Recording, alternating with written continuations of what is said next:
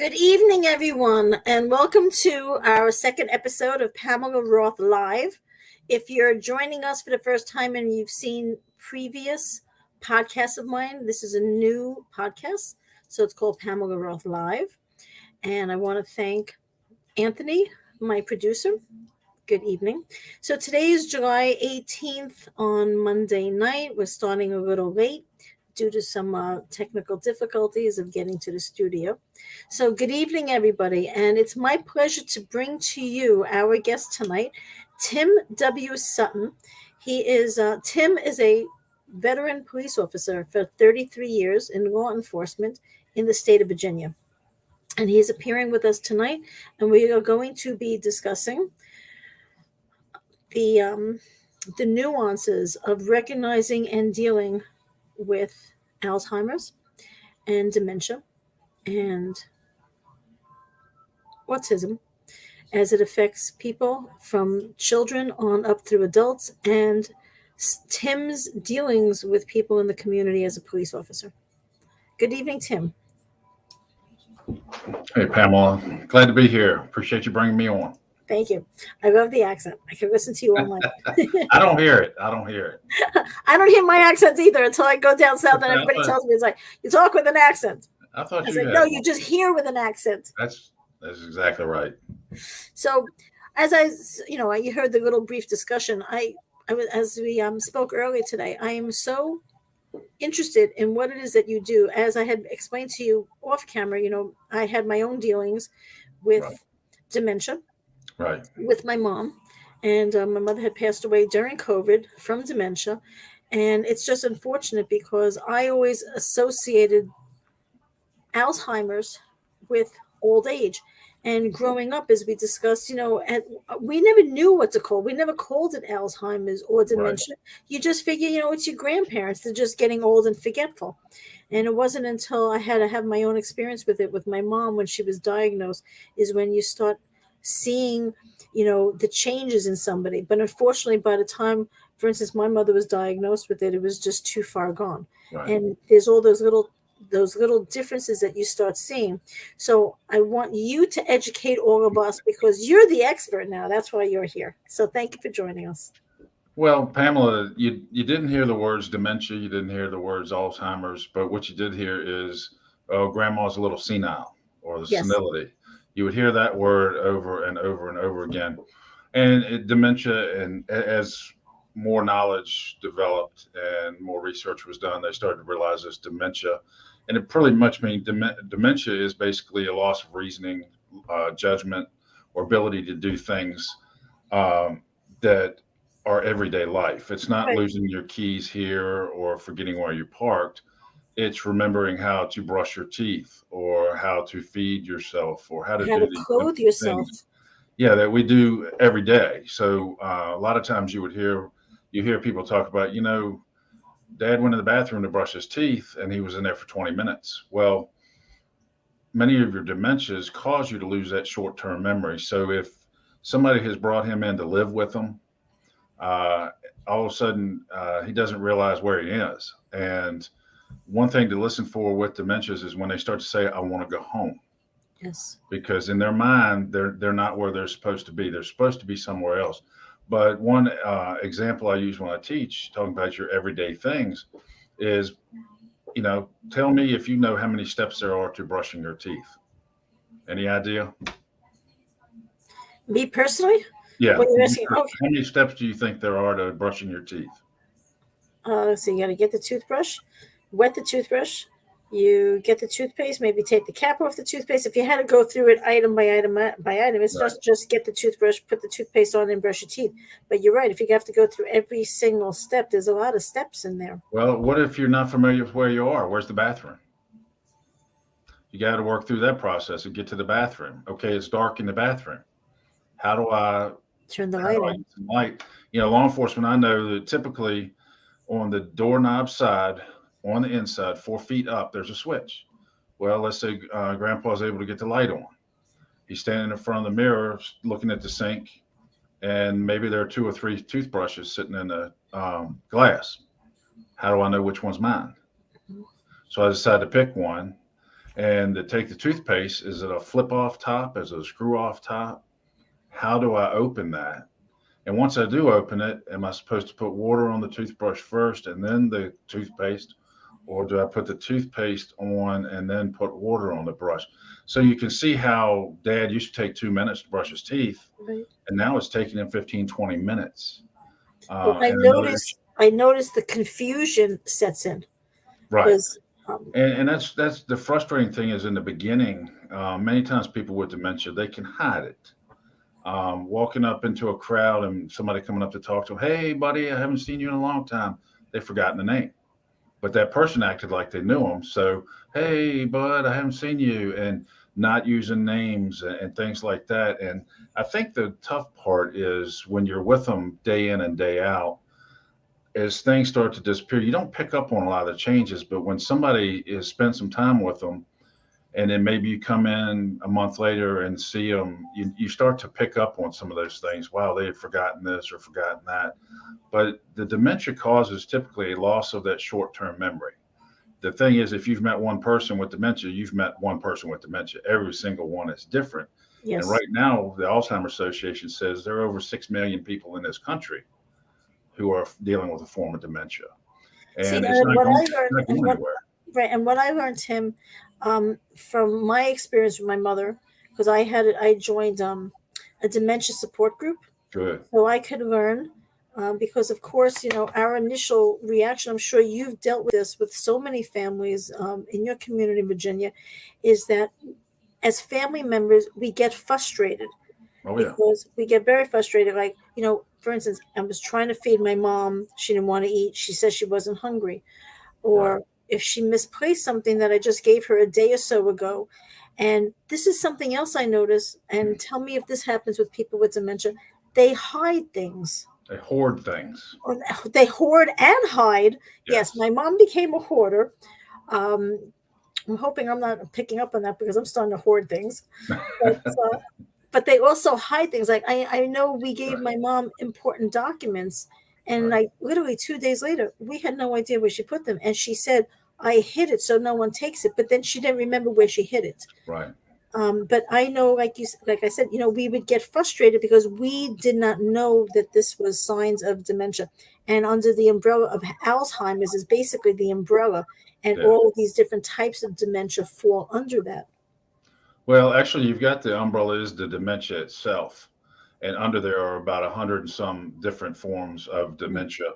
One being Alzheimer's, which is a disease, and plaque, this beta amyloid plaque starts to form in the brain. And what it does, it adheres to the synapses where all the information is going back and forth, and it chokes them off and kills them. And they have not found a way to get rid of this plaque that's in the brain. So it is an actual disease. But with some of your other dementias, with dealing with cancers, they deal with dementia issues, forgetfulness, some of your chemotherapies, Parkinson's, there's dementia related to Parkinson's. A lot of that is treatable. The tough part with Alzheimer's is it's not going to stop. It's going to continue to take away your short-term memory, and in many cases, it turns somebody into somebody that you don't know.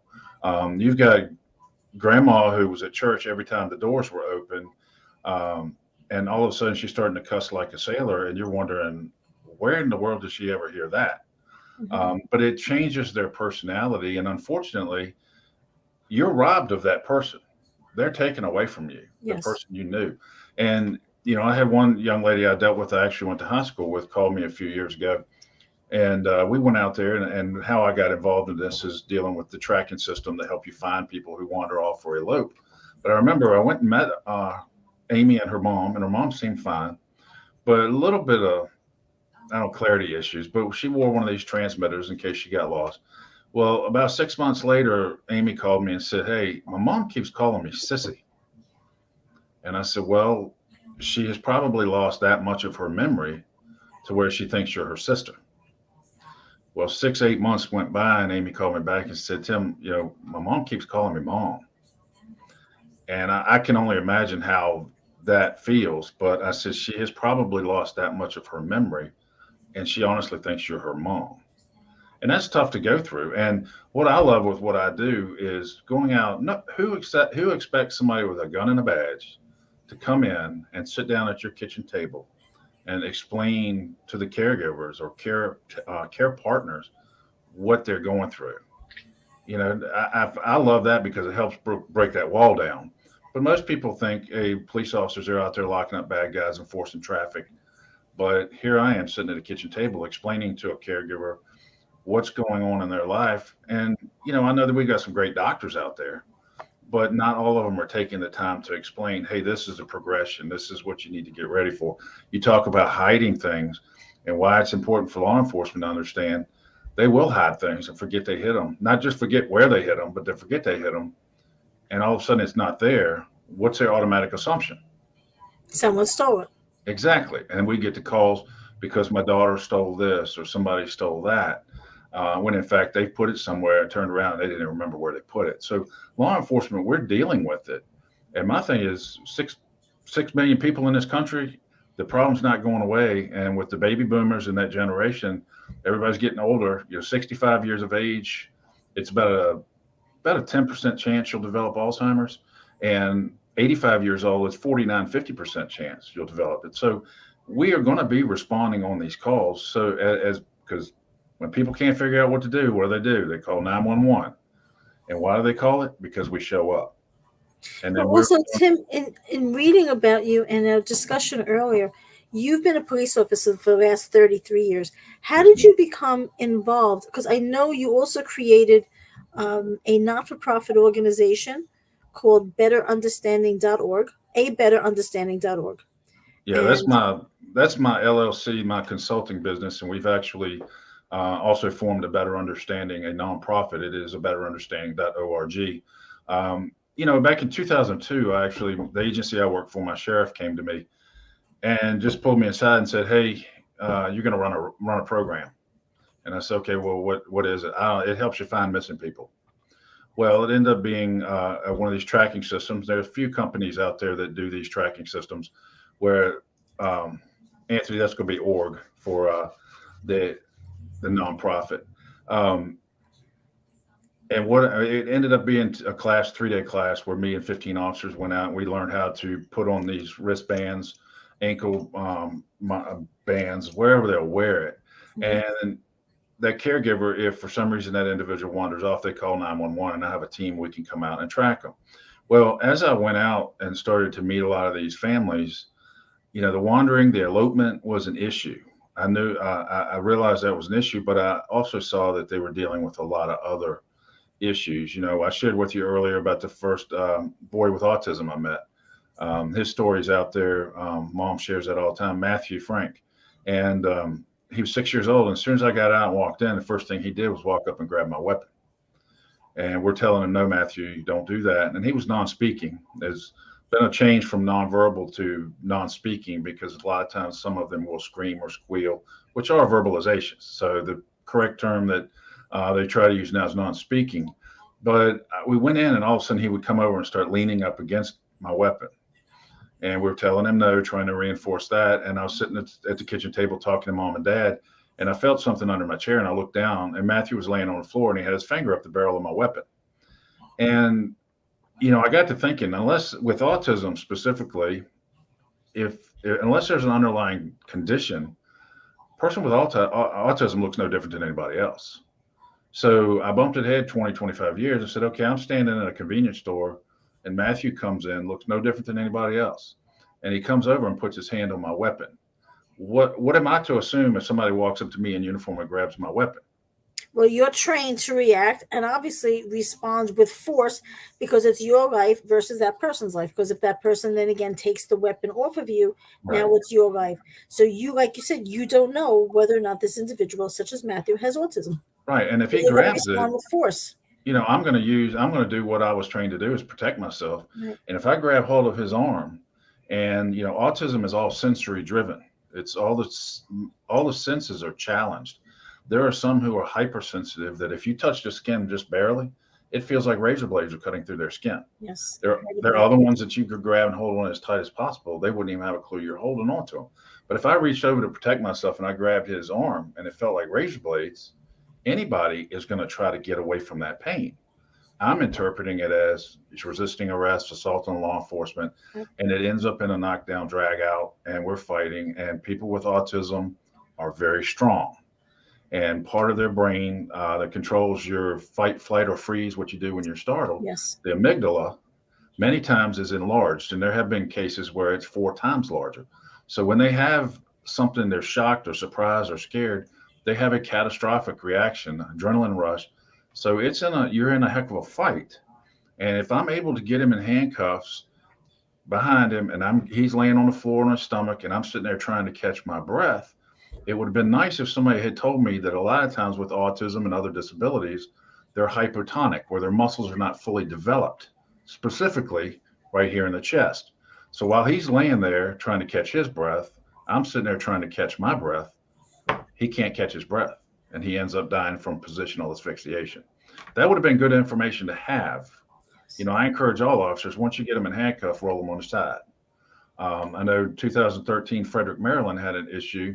A boy is in his mid-20s, Ethan Saylor. He had Down syndrome, and he was in a movie theater up there, wanted to watch Zero Dark 30. Watched the movie. His aide was with him.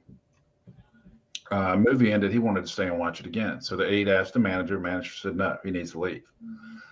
He didn't want to leave. So his aide asked, can I call his mom? She's right up the road. No, we want him out of here. And 2 or 3 officers showed up, escorted Ethan out, told the aide to go a different direction, and she could hear him screaming for help. And he subsequently died from compressional asphyxiation. Somebody was on his back.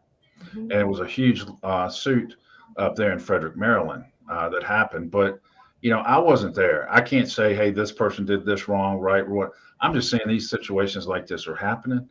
And with Ethan, he had Down syndrome. You can look at him and tell something's different. So a lot of these situations have just made me want to get out there and advocate for families, because so many of these families with children with disabilities, they sit back and nobody understands what they're dealing with and what they're going through. So being able to give people a better understanding, I want to train anybody and everybody I can come in contact with. But the fact is, law enforcement, we have the tools that hurt people and we have the tools that take lives. And I feel like it's imperative for law enforcement and all public safety to understand these disabilities, especially the invisible disabilities such as autism, hearing impairment, vision impairment, things like that, that you can't look at somebody and tell that there's a disability. Even like you said, with Alzheimer's and dementia, because that also, somebody could be in their 50s or 60s. And when you said that Alzheimer's and dementia changes the person, so the person now can actually become non-responsive, may also become frightened and violent, not understanding what's being told to him or her. I know there was a situation upstate New York within the past 3 years. African-American male, he had mental issues and he was non-responsive. The officers kept telling him stand down, and he was shot. I believe he was tased at first and then shot and killed. And then afterwards, of course, after the investigation, find out from the family the man suffered from mental illness. And I believe it was either a combination of autism and dementia. He was just very confused and did not understand what was being said to him. Of course, then it comes into, well, he was supposed to take his medication. He didn't. That's all fine and good for afterwards. But like you stated, and what we had talked about earlier, is getting the training. This training needs to be done across the United States in all police offices, safety offices, security offices, in malls and movie theaters. Yeah, malls, movie theaters, amusement parks. I mean, and if you think, and we've got an amusement park here in my county, and I've actually had the opportunity to train a lot of security people. But if you think about autism being sensory driven, what do amusement parks appeal to? The senses, the smells, the sounds, the lights. So many people go to the amusement park just to have a fun day to relax. Right. You bring your child with autism to an amusement park, it might not be all that relaxing, and it may end up being stressful. I know our park and a lot of them around the country have actually started to build decompression rooms where if the child gets stressed or starts to have that meltdown, they can go somewhere, the family can go somewhere and help them deal with that meltdown. But on the Alzheimer's dementia aspect, I was in San Diego. I was traveling around the country for the International Association of Chiefs of Police, teaching an Alzheimer's course. But they had sent me to a conference to speak for about an hour. And I was in San Diego, and I remember a bunch of police chiefs came up and said, we don't understand what law enforcement has to do with Alzheimer's dementia. Doesn't make sense. And I told them, look, here's a perfect example. And this really opens the door if you start to think about it. We had a gentleman here in my county who fought in World War II. He was in the Navy. And I've shared this story so many times. But once a month, he would go put his Navy uniform on and go walking down the road. And if you stopped him and said, hey, where are you headed? I'm headed to Norfolk. I've got to go overseas. So in his mind, it's the early 1940s. We're at war with Germany and Japan. I said, now you let an officer show up in uniform because you have this helpless old man with Alzheimer's. Let that officer be Asian or let him have a German or Russian accent. What could happen? He'll be on top of them trying to kill them because they're the enemy. And your officer may have to use force, may have to use deadly force. But everybody's knocking on your door the next day saying, do you train your officers to kill helpless old men with Alzheimer's? So what I would do when I was familiar with the gentleman, but when I heard the call come out, I had one officer who was of Asian descent, and I had another officer who had a thick Russian accent. I would make sure they went nowhere near that individual. They stayed away. They did not respond to that call. Right. But I would grab one or two of my officers who had been in the Navy and send them down there to kind of interdict them and get out of the car and say, Seaman, where are you headed? Sir, I'm headed to Norfolk. I got to go overseas. We need to get in my car. And he'd get in a police car. They'd go to a restaurant and sit down until we could find the son. So my thing, in 33 years, I have never had to pull the trigger on anybody. If my life is in danger or somebody's life is in danger, I think I could do that. That's one of those things you don't know until you're in the middle of that situation. Right. But I think I could do it, and I think I would be okay with it.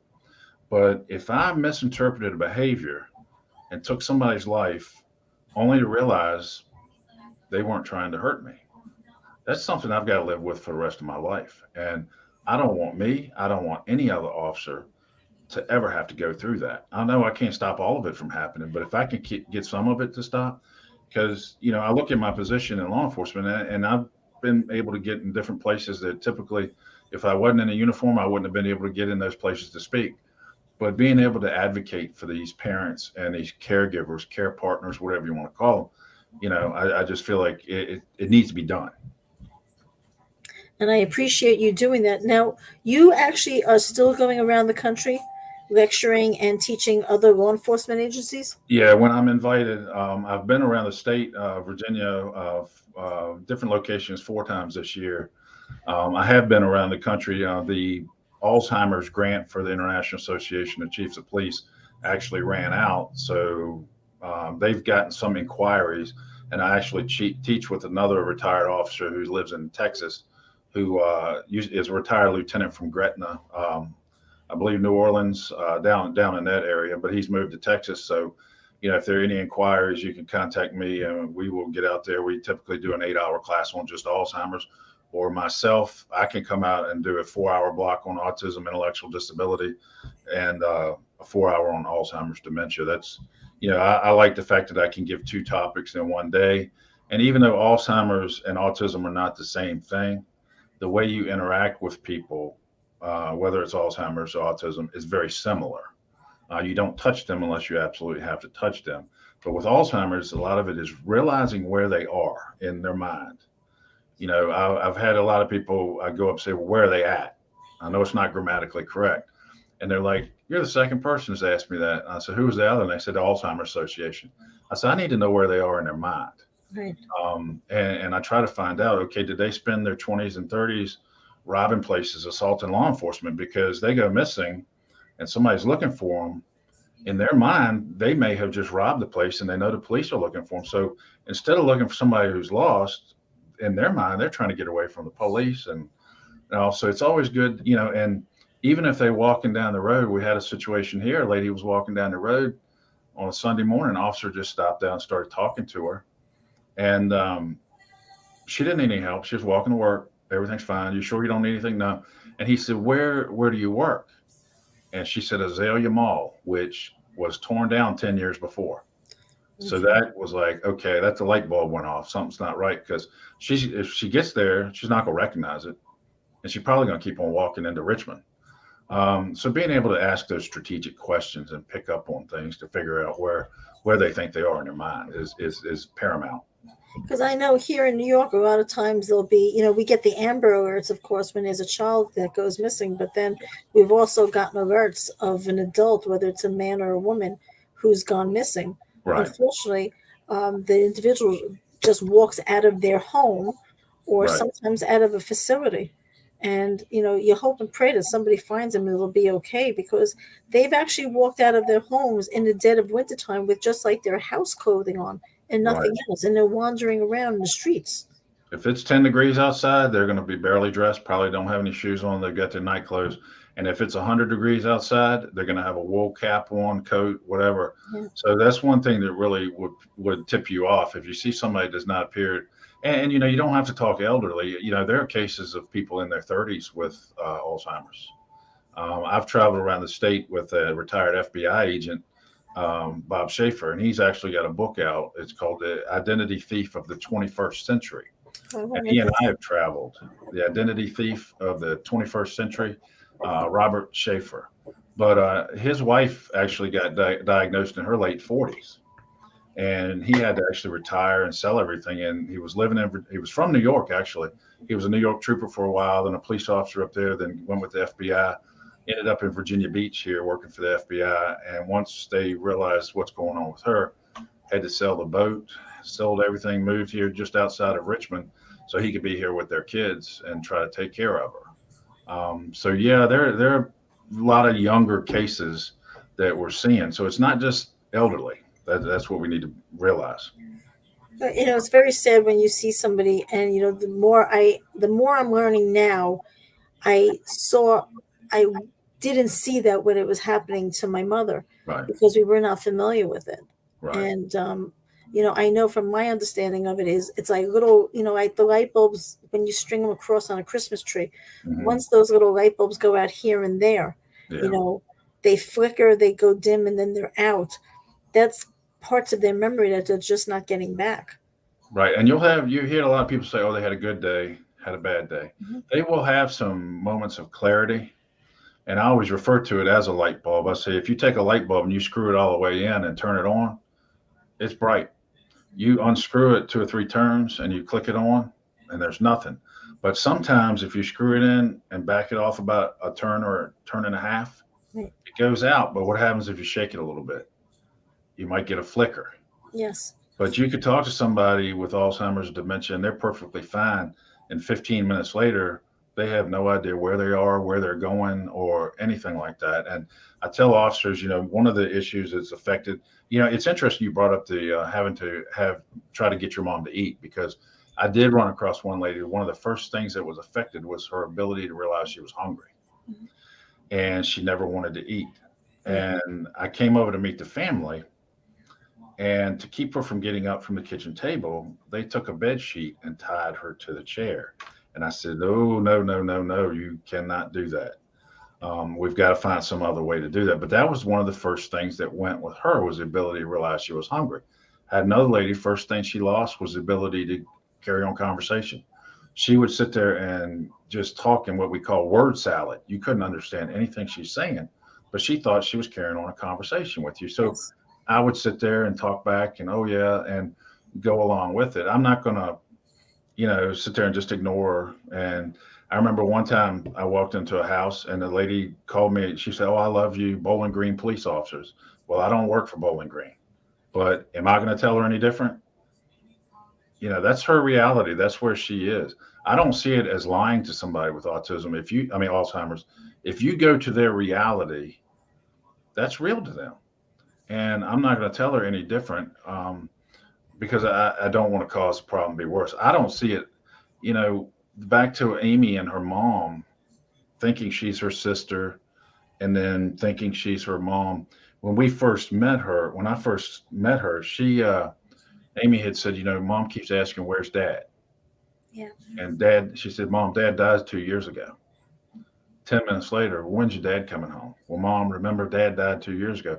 I said, every time you tell her that, it's the first time you've told her. Do you really want to keep putting her through that? So pull it, put picture album, album book, whatever, just whatever, start talking, showing pictures about dad. Try to divert that attention because I can't imagine hearing that for the first time over and over. Yeah, we went I don't through know that why with we my used to do mom. It was hard.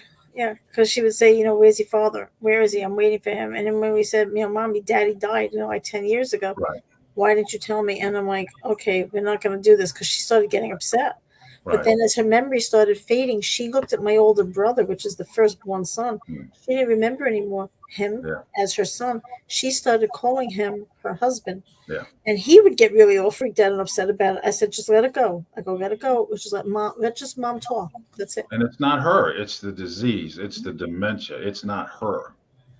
Now, But in all your dealings as a police officer, have you had many dealings over the years with individuals who committed crimes, who got arrested, who you found out had either autism or dementia or Alzheimer's? I have, I try not to get involved politically with it. I know some situations that have happened Mhm. that I did not agree with. Right. But luckily, about 3 weeks ago, I got contacted by our Commonwealth attorney. We have Commonwealth attorneys down here, and was asking me some questions. I said, I've been going around 15, 18 years around the country teaching these things. And she said, we've been getting a whole lot of cases in our J&D court dealing with autism and also Alzheimer's.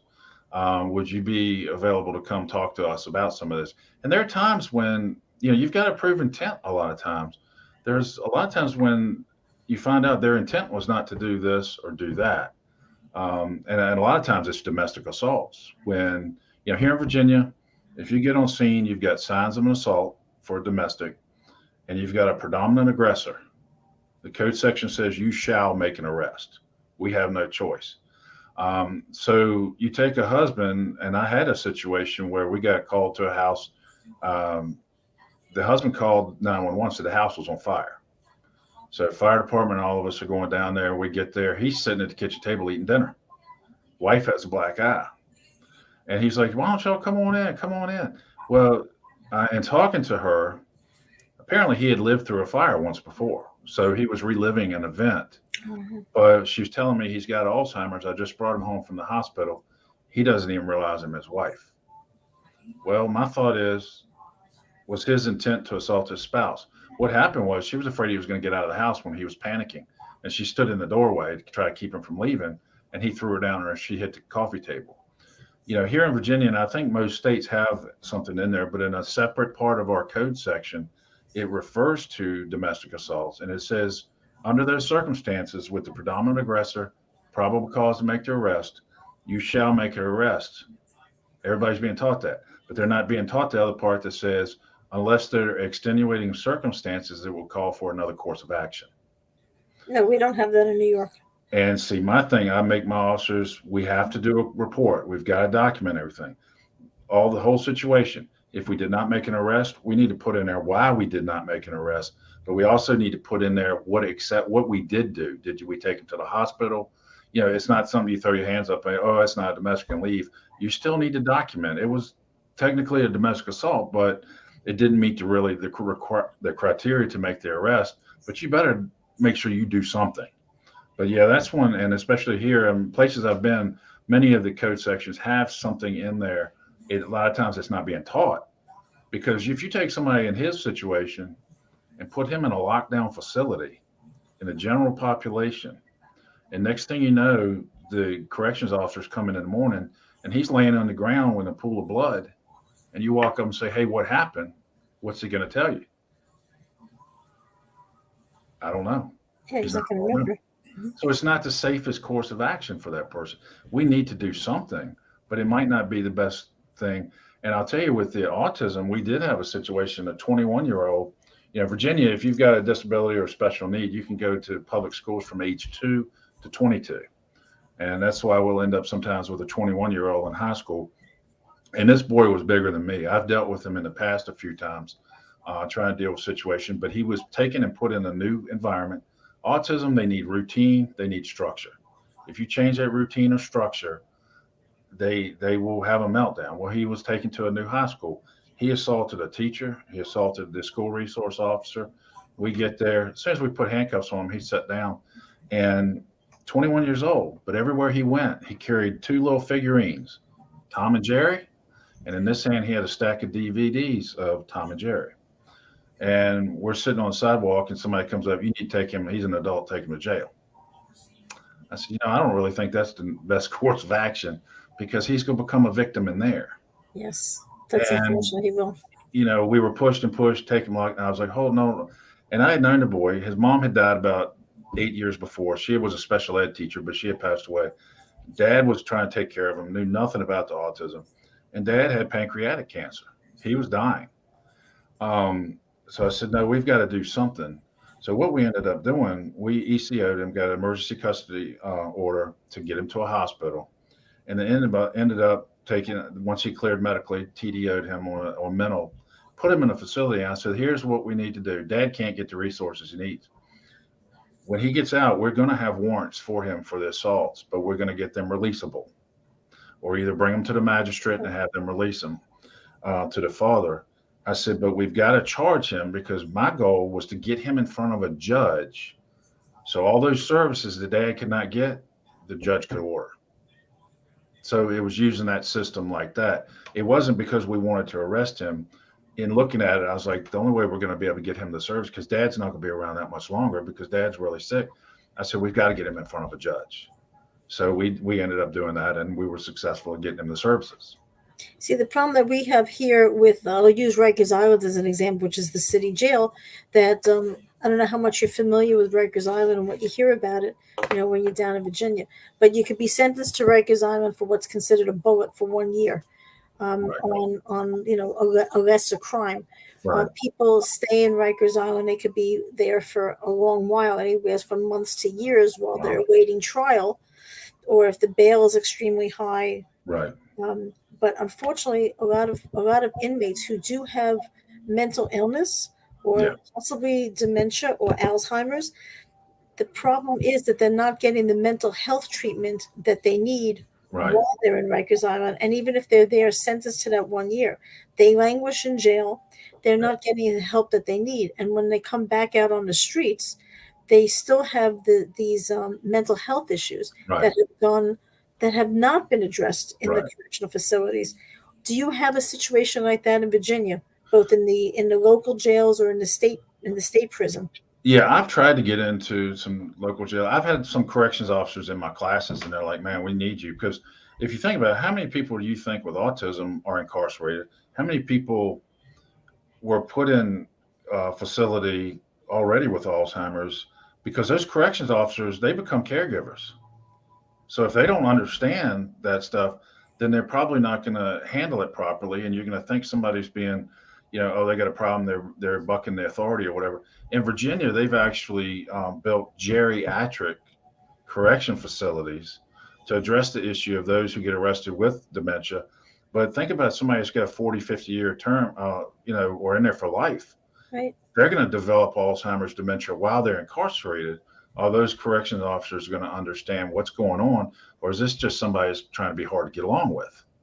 But I'm open to. I think the whole criminal justice system, from the officers, communications dispatchers, and all. I've trained on dispatchers, courts, all the way up. It's got to go from the lowest level all the way on up. And you're right. And the state attorneys, the local prosecutors, defense attorneys, legal aid, and the judges, if you can get them. I've never done a class on a golf course, but I'm up for it. But even the judges, they need to understand. And I've had the opportunity here in my county. I got subpoenaed on a case it was a neglect case, and the little boy with autism, he would disappear from mom and all. And I actually got called in and got certified as a subject matter expert in our circuit court. So, as far as behaviors and elopement for people with autism and intellectual disabilities. But yeah, there's a need for this information out there. Right now, there are only a few states that actually mandate training for autism, for their law enforcement officers. But I think nationwide, They need to understand. There's a study out there. Dave Whalen from uh, you know, I think Niagara University up there. He's actually developed a disability awareness course, and I've been through the train the trainer. He's done some studies that about 49% of all encounters with law enforcement involve somebody with a disability. And that includes mental health and all of the others. So if we're having that many contacts with people with disabilities, why not train your officers to understand? I've worked with a company up in New Hampshire, the Train and Response Network. Last fall, I actually made 2 training videos, a 3-hour on autism ID and a 3-hour on Alzheimer's dementia. And they're out there at the Train and Response Network. He sent me here in Virginia to a couple places to do face-to-face classes with some chiefs and sheriffs to get them to hopefully buy into it, realize, oh my gosh, I need my officers trained. And they actually can go to Train and Response Network, and they can actually purchase their online training. Don't have to pull their officers off the road. They can do it on the MDTs, on the computers, but a 3-hour block on both topics. No, I really do believe that more states around the country need to be trained on this. From, like I said earlier, from the officers on the lowest level, from the police officers, all the way up, even to the judges as well, to better understand all this. This is a situation; it's not going away, and as our lifespan increases, people are living longer, which means people are going to be living longer with all these mental health issues. Yeah, we're taking all these medications and doing all these things so we can live longer, so we can eventually develop Alzheimer. I mean, it's ironic because in 1900, people with age expectancy was around 50 years old. So they weren't getting to that point where all of this was going on. But, there are, and a lot of speculation as to what causes it. Some believe it's environmental, some believe it's genetic. And I know there are tests you can actually take now to see if you're genetically predisposed to Alzheimer's. Yes. In fact, there's a company that I'm looking forward to doing some work with. It's a lab. It's already been approved. The testing, it is through the mouth, the buccal swab or buccal swab. I argue with my brother because he's a doctor which way to pronounce it. But the buccal swab, and it's done with your saliva. And you can actually test through your saliva whether or not you're going to be predisposed. Well, would you want to know? Would I want to know? Yes, I would want to know. Because, so it would go to the quality of life that I want to live now, knowing that, it's being, I don't know if you've ever learned about Albert Camus. He was an author and he's a philosopher. And it was through a period, it's called existentialism. Okay. And Jean Sartre and Albert Camus, they were existentialists. Live each day to the fullest as though it's your last day. So if you know 3 years from now, 5 years from now, you're predisposed and you'll be developing Alzheimer's, and you're going to be losing memories or not be able to make new memories and forget everything. Right. I would want to know that for the next 3 to 5 years, I want to do anything and everything, have the best times with my son, family, friends, live it up, because there may not be a tomorrow. And then knowing that you're going to have this horrible illness that there's no cure for, then live everything up now. Yeah, that's a personal decision. I always throw that out in a class, and I say, one drawback to it is if you go out there and you appear to be genetically predisposed, what do you think your chances are of getting long-term life insurance? Slim to none. Me personally, if I knew, every time I forgot something or lost my keys, I would just be freaking out, going, here we go. So I was like, let's just ride it out. And if it happens, but it's an individual choice. So you can make preparation. A great book, if nobody's seen, I know there was a movie out there, but Still Alice. It was interesting. It goes over, and this woman is young, and it goes through the progression of the disease, but it stops before it got too terrible. But I believe Alec Baldwin actually played him in the movie, played the husband. But I remember I was trying to read that book, and it just so emotional that I could only read bits and pieces at a time. And I was coming back from Dallas, and I said, I'm going to finish this book. And I got in the airplane, and all of a sudden we get ready to take off. Well, we took off, and the screens popped down for the movie, Still Alice. I was like, oh my gosh. So I couldn't look up the whole flight because I was like, I don't want to see the movie. I want to finish this book. But it's a very good book that goes through the progression and how people deal with it. So it is scary. One of the toughest things I do, I speak to a lot of senior citizens, and I feel terrible talking to them because I'm not giving them good information. Mhm. I had one woman, I was doing we do a Citizens Police Academy and a Senior Citizen Police Academy. And they had asked me to come speak to the Senior Citizen Police Academy. And I'm sitting there and this lady's crying, crying, crying the whole time. And then we finished. And the husband stood up and said, I just want everybody to know I have Alzheimer's. I've never gotten lost, but I've been to the same place over and over and over again for the first time. And I felt terrible. But they came up thanking me so much because they're not being told what to expect a lot of times. Yeah. To know somebody understands and empathizes with what they're dealing with, it's I love being there to be able to do that for them. Well, what I learned through my experience with my mother is something that we weren't prepared for, and that I now have a better understanding.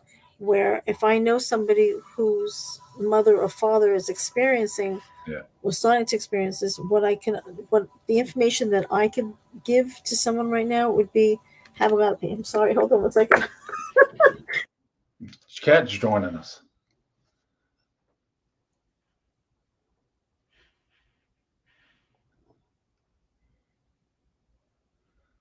I think we lost your sound. I think the cat muted you.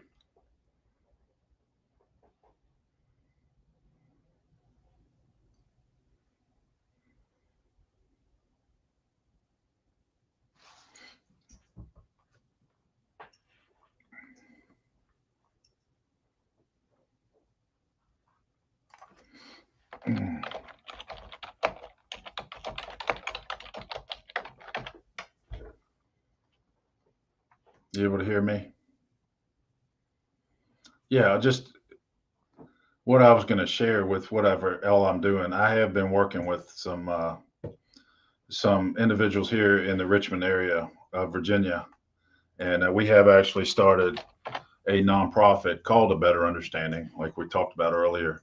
And what we're doing is trying to advocate for individuals with disabilities and try to just give people a better understanding and advocate and raise awareness, and not only just advocate for people with disabilities, but teach them how to advocate for themselves.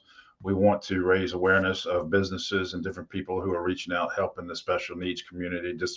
I prefer to call it differabilities because they have amazing abilities. These individuals, they do things a little differently. But if you look at a betterunderstanding.org, that's the website. We're planning events. We just had a big event at a sports park Saturday where a couple group homes came out, and we just wanted people to come out and meet us, because a lot of times with these disabilities, they're the ones that don't make it to the parties or don't get invited to the parties, or they invite people to their birthday party and nobody shows up. But here locally in Richmond, we're actually having a couple of events you can find out about on our website. But the next event we're having is August 13th. We've got a park here called Poor Farm Park in Hanover County. And we're having a dance party for people with disabilities, which is going to transition into a movie night with Happy Feet. And we just would love people in the area to come on out. We're going to have a fun day, but this is about individuals with disabilities. We're going to have Emily Morrissey with Emily's Bracelets. She's here locally. Who I would encourage you to emilysbracelets.com. Check her out. She makes bracelets. She has cerebral palsy, and her brother PJ, he's right there by her side constantly. They've actually become members of our board as of yesterday to handle our social media. But we're hoping to have Emily there. There's another boy up in Fredericksburg, Virginia, we're hoping to have there, who is an artist. His name is Joey Fry. We're hoping to bring him in and let people see some of his art and see what people with disabilities are able to do. So it's our nonprofit's all about just raising awareness and pushing the acceptance and understanding of what these families and individuals are dealing with. The like you were saying about the Alzheimer's aspect, you know, Alzheimer's or dementia is not contagious. You know, when you find out a friend or somebody has Alzheimer's or is dealing with dementia, that's the time they need you to come in and say, hey, we understand what's going on. Why don't you take a break? We'll stay with them for a little while. You run some errands and catch a break. it is not contagious. That's when they need you the most. Families that are dealing with disabilities, they just need people to understand what they're dealing with. They don't, they go many places and they feel excluded. Kids with autism may be in a Walmart and due to some type of sensory issue have a meltdown. They're laying on the floor screaming. And normally, I've seen a lot of editorials and things written where people are talking about, well, I saw that child and somebody needs to smack that child or spank that child. When in reality, the autism, that's not going to do any good. They need to understand what's going on.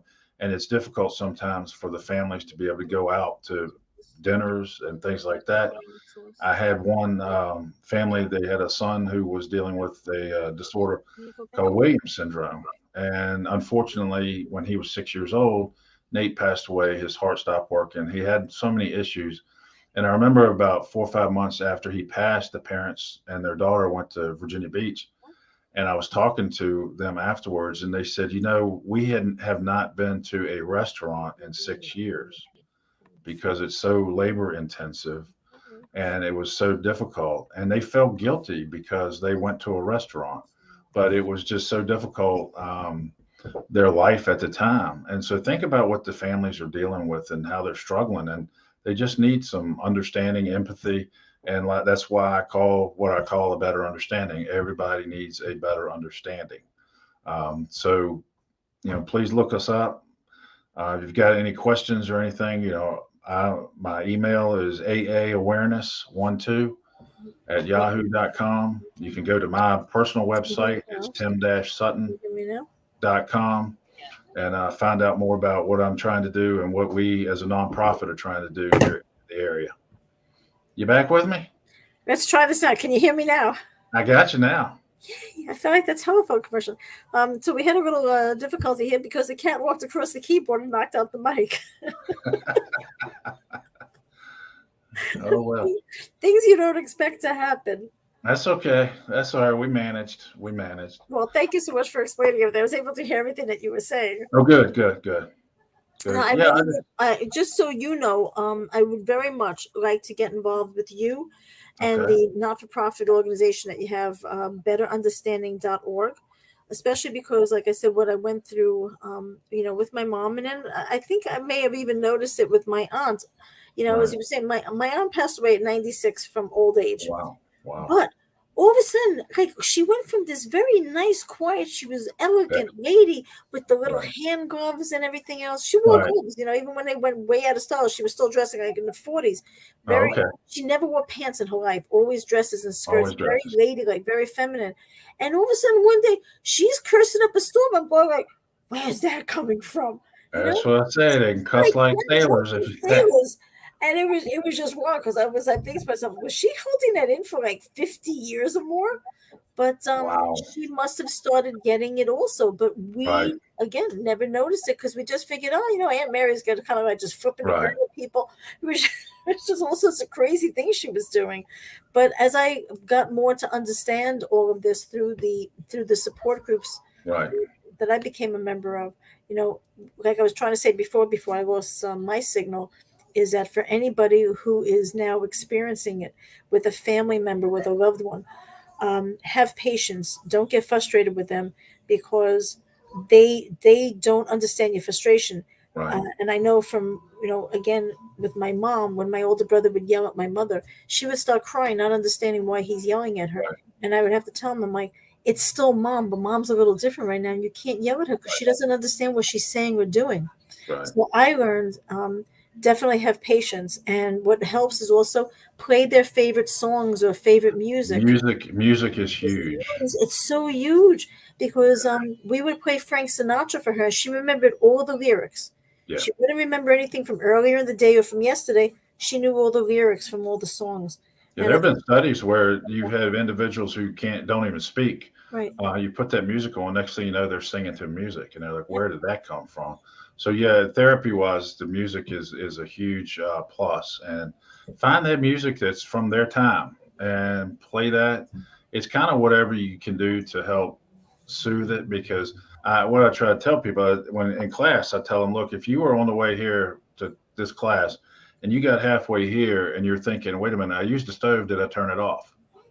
and it's bugging you. I said, if you went ahead and chanced it and you're sitting here all day, you're going to be a little on edge because you're waiting for that phone call from the fire department saying, yeah, we're where your house used to be. I said, the thing is, that nagging feeling is with somebody who has dementia 24/7. The thing is, you can go back and check the stove. There's nothing they can do. They know they're forgetting something or not remembering this or that. They know there's something, but they can't figure out what it is. And that will wear on you. And you hear about sundowning in the evenings many times. Yes, I've They heard will that actually help expression. getting agitated because what do we do at night? We're at home, we relax, we're getting ready for bed and all this, but they're not aware of their surroundings, especially if they've moved into assisted living or they moved in with somebody else. Well, this isn't home. I can't relax. So they can't get to that place that it's not when they say I want to go home, that's usually when the wandering starts. And I don't Yes. think it's always necessarily a place. I always want to know when I meet somebody where they used to live because if they do take off, sometimes they're headed back to where they think they live. But I also think that Right, going home because is right, going because somewhere familiar. something, someplace where they feel safe, Yeah, safe and they and can't get familiar there. too. Because I know, for instance, with my mom, when she said she wanted to go home, she was speaking about a place that she moved away from 40 years ago. Right. She didn't remember living anyplace else. All she kept talking about was the apartment building she lived in New York City. And And the we're tough like, part, if they're driving, they'll get in that car and they're headed that way. So, yeah, we always send a teletype when we have that situation and send them go be looking for them because they wanted to go home. They've been talking about it for days, and now the car's gone. So, if they don't have an accident because that multitasking gets jeopardized and they're trying to drive a car, unfortunately, you see a lot of people getting on the interstate the wrong way and it's a head-on collision. A lot of times that's the reason. well, let me pose this to you for a moment because you're in law enforcement. Do you know that every couple of years we're supposed to go, as adults, we have to get our driver's license renewed, and sometimes you'll get a notification that you have to have an eye exam. I Right. also think that they should incorporate some type of a cognitive test for people to be tested I agree. before automatically renewing their driver's license. Right. I agree. And that's one of the toughest things is you think about it. Those keys, that driver's license, that's your last freedom as an adult. Yep. And to take those away from somebody, that's huge. I've recommended to families, look, that those keys are a tangible item that they can hold on to. Put keys on the key ring that don't go to anything, but look like the old keys. Right. And they'll Almost go in like and maybe try keys to as start we have the for a car. baby. Yeah. Babies Or have something, keys. or disable the vehicle. And I've known people. I had one guy I talked with. There was a chief out in Colorado, I believe it was, and he left. He disabled the vehicle. He and his wife went away, came back. The vehicle was in a different spot. She didn't say anything about going anywhere. They did it again. Same thing happened. He found out when they would leave, she'd go out there, car wouldn't start. She'd call AAA. AAA would come out there and start the car for her, and she'd go off. So they had to call AAA and say, "Look, do not come out here anymore." Okay. So, Well, Tim, I want to thank you so much for joining us. oh, I'm glad to be here. I appreciate the invite. Absolutely. And something, you have a world of information, and thank you for sharing everything with us tonight, opening our eyes, and educating us, because it's a new world out there. And as our loved ones and all of us get older, these are all things that we're going to have to face, whether we like it or not. Well, I appreciate the invite, and hopefully we can do it again. Absolutely. Thank you so much. And to everybody, thank you for joining us. And stay tuned for our next episode, which will be announced shortly. And stay tuned with all our social media. And if you want to get in touch with Tim, it is tim-sutton.com and a betterunderstanding.org. Yes. Okay, great. Everybody have a great night. Thank you so much, Tim. Good Thank night, you. Anthony.